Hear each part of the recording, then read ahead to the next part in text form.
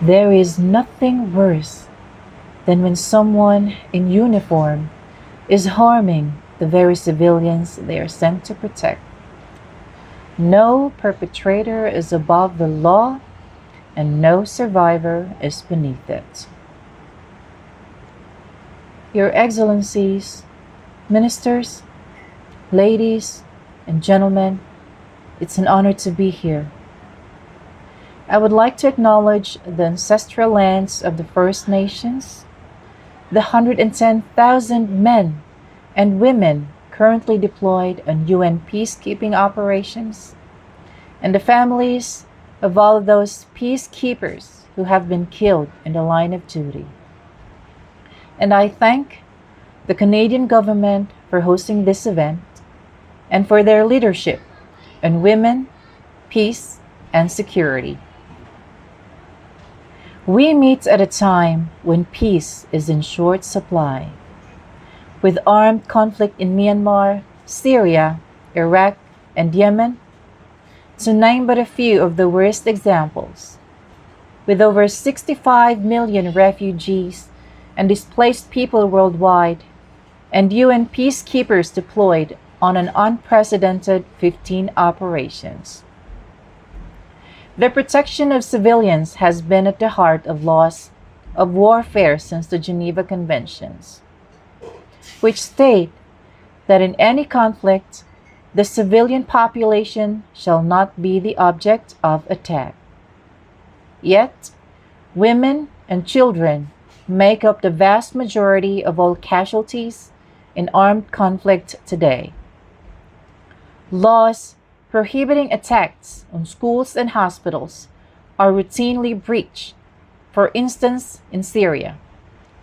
Laws prohibiting the denial of aid of relief to civilians are repeatedly ignored, whether in Rakhine State or in Myanmar today, or in Yemen, where millions of people are facing death from starvation.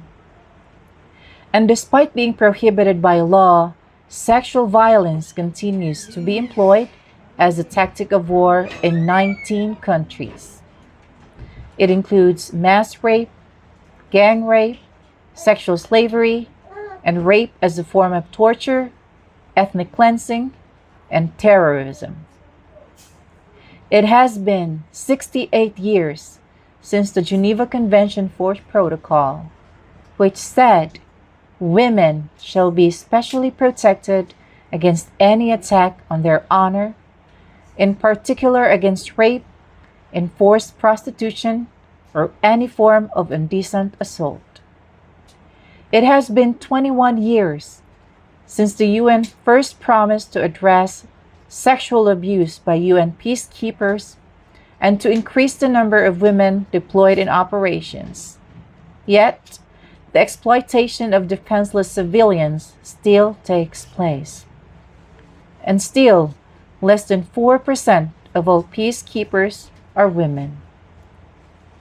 It has been 19 years since the Rome Statute of International Criminal Court stating that mass atrocities, including rape and sexual slavery, would not go unpunished.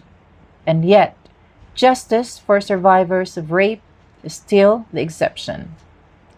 It has been 17 years since the UN Security Council Resolutions 1325 called for an end to the exclusion of women from peace negotiations, for special protection for women and girls against sexual violence, and for an end to impunity.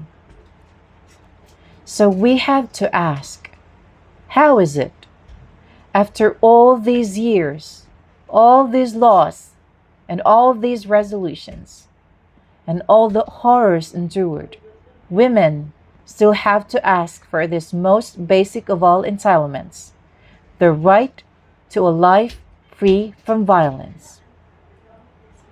Sexual violence is everywhere.